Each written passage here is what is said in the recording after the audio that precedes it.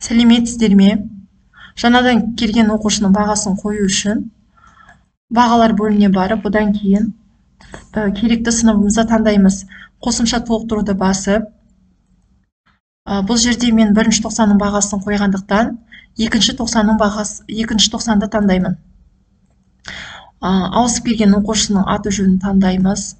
Толтыру формасын ашуды басамыз. Одан кейін мектепке ауысып келген оқушыны таңдаймыз. Енді бұл жерге педагог комментарийға міндетті түрде жазып кетуіміз керек. Егерде сыныптан сыныпқа ауысқан болса, немесе үйден оқытуға ауысқан болса, осы жерге жазып кетуге болады.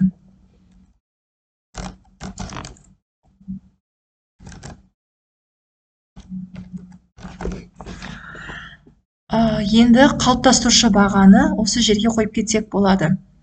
Яғни орташа ұпаймен қойып кетеміз. Содан кейін БЖБ мен ТЖБ-ның ұпайларын қоямыз.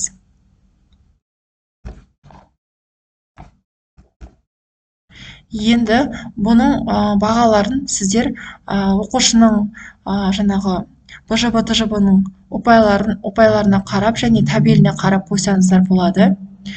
Енді төменгі жақта 90-дық баға автоматты түрде шығатын болады.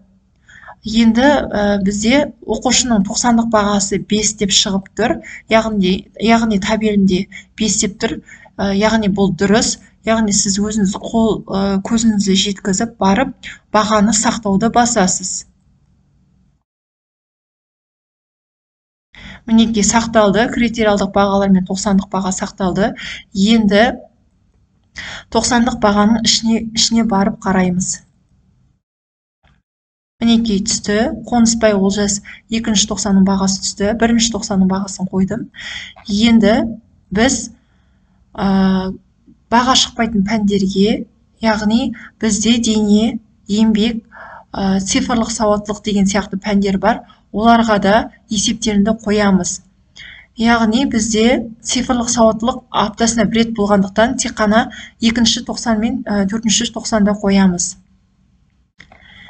Мен мына екінші Б сыныбын ашамын.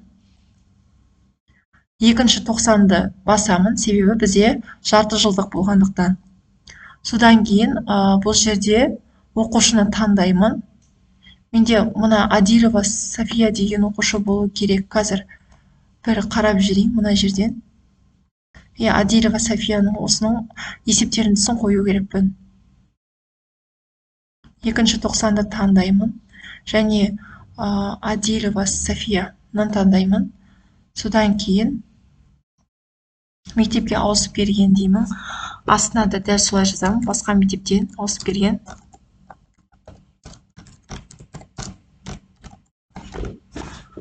Содан кейін екінші 90 деп көз жеткізіп аламыз.